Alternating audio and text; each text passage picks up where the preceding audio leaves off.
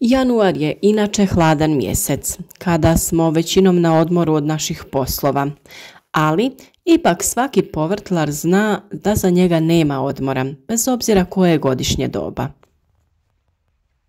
Postoje tu poslovi koje je preporučljivo napraviti u januaru i poslovi koje možda niste stigli obaviti u decembru.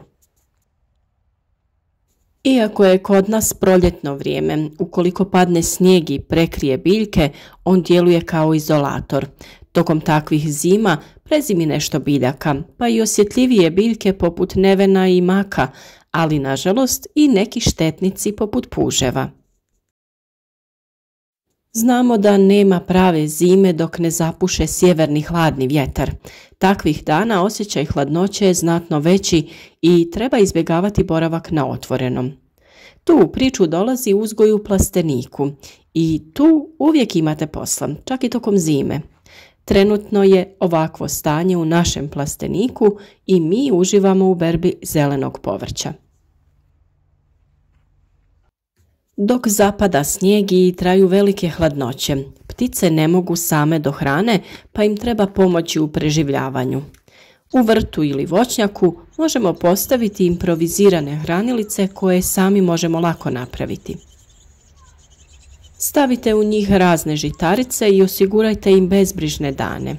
Poneka kućica za ptice također nije na odmet, a time ćete ih privući da se zadrže u okolini i budu vaši saveznici u održavanju ekološkog vrta. No, nemojte uraniti sa hranjenjem ptica, jer će tako one da se oslone na vaš izvor hrane, a neće hranu tražiti u prirodi. Hranu im ostavljajte u slučaju dužeg hladnog ili snijegom okovanog razdoblja.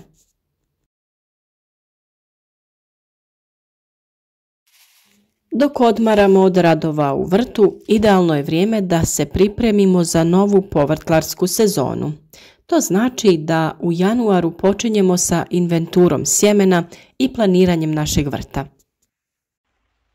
Potrebno je pregledati zalihe sjemena i napraviti plan za nabavku za novu sezonu. Stoga polako počinjemo i da istražujemo ponudu sjemena na internetu, ali i pratimo ponudu u trgovinama. Sve to naravno ukoliko niste sami ostavili svoje sjeme. Sve o temi sijanja će pravovremeno biti dokumentirano na našem kanalu, kako pripremiti sjeme, kako obaviti naklijavanje, procijeniti koje sjeme je klijavo, a koje nije. A video savjete koji već postoje potražite na našem kanalu. Plodored i raspored biljaka je također vrlo bitan. Imate sada vremena, nacrtajte kako je vaš vrt izgledao prošle sezone, pa nacrtajte kako bi trebao izgledati ove godine. Kao smjernice kako odraditi smjenu usjeva imate naš video na tu temu, plodored. Imate naravno i video na temu dobri i loši susjedi u vrtu koji je također koristan u planiranju rasporeda povrća za nadolazeću sezonu. Iako još uvijek nije vrijeme za sjetvu, mnogi ne mogu izdržati pa ubodu neko sjeme na prozorske daske. Ipak, za sijanje radije čekajte februar. U iznimno rijetkim godinama moguća je i sjetva u vrtu, pa ako je baš jako topao januar, možete posijati bob i rani grašak i eventualno posijati i špinat. Najbolje da pratite neke dugoročne prognoze kako bi znali koliko će takav uzgoj biti uspješan. Postoje i sjemena koja se mogu kupiti ovako već pripremljena u trakama, a mnoga sjemena možete i sami pripremiti te ih sijati na ovaj način jer vam to olakšava posao. S obzirom da imate malo više vremena u ovim zimskim danima, pogledajte i naš video o pripremi sjemena na ovaj način u vlastitom domu. Tako sebi olakšajte sijanje gdje nećete gubiti vrijeme na redanje sjemenki jednu po jednu, nego samo na stavljanje traka sa sjemenom koje ste unaprijed pripremili. To je vrlo jednostavan posao, a olakšava vam daljnji rad. Link za taj video staviti ću vam u opisu ovog videa. A ovo je i doba godine kada su krtice jako aktivne i normalno je što raste broj krtičnjaka po vrtovima. Kada ćemo mi opet biti aktivniji i krtice će smanjiti svoju aktivnost.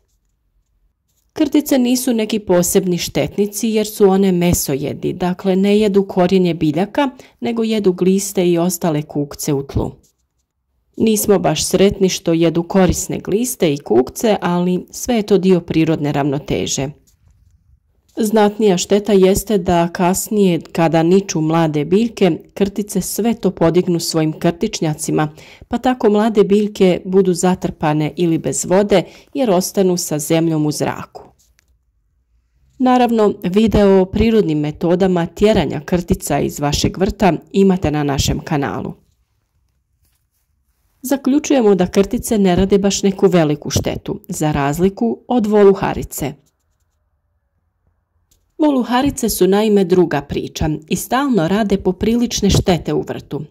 Tokom zime često pojedu sve preostalo povrće i gomoljasto poput mrkve i peršina, ali i ostalo poput korijenja kupusnjača, salate i luka, te trajnica i cvijeća. Stoga je potrebno kontrolirati preostalo povrće i cvijeće u vrtu tokom zime i spasiti biljke na prvi znak da joj nešto jede korijenje. Osim korijenja, kao što vidite, i izvana grickaju listove biljaka, ali i koru mladih voćki. A video o uklanjanju voluharica iz vašeg vrta također već imate, znate gdje, na našem kanalu.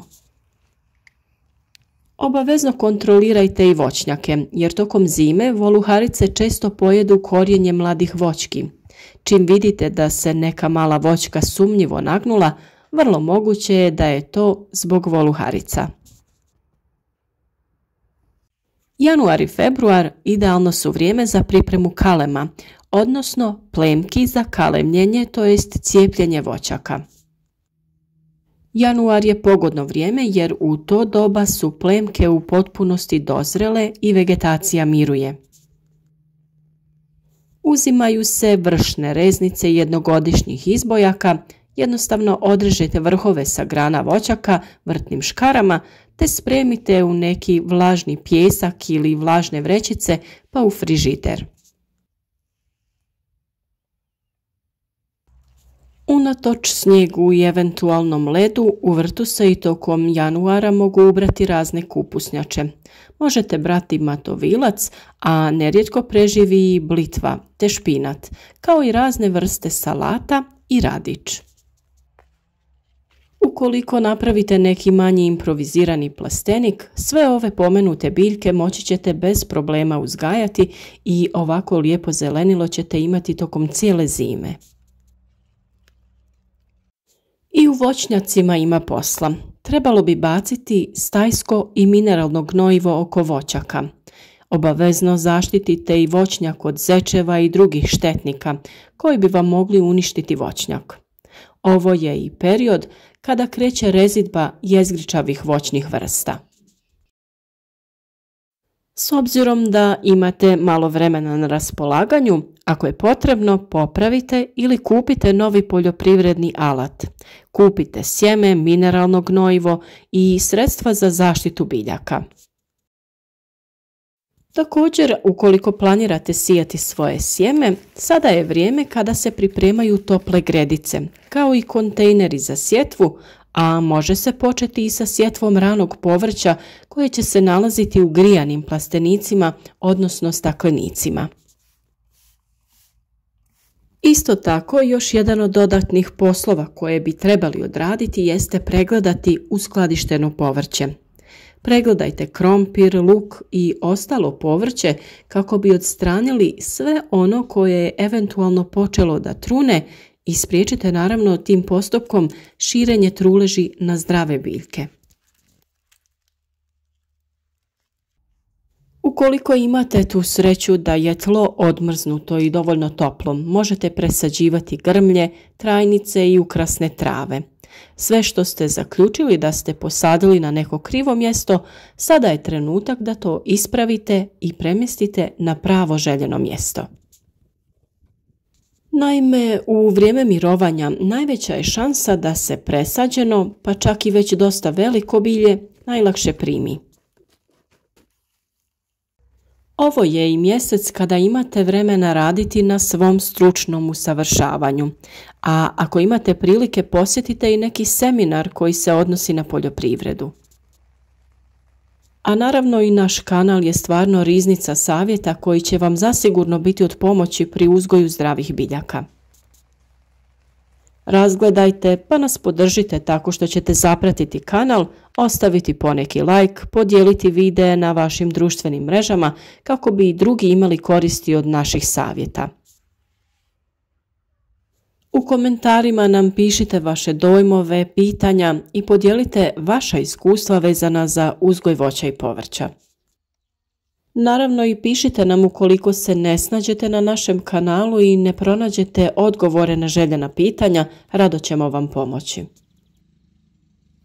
Iako mnogima nije baš omiljeni, januar može biti prekrasan u toj svojoj zimskoj idili, pa ukoliko ste u prilici, uživajte u šetnjama prirodom i ljepoti koja vas okružuje.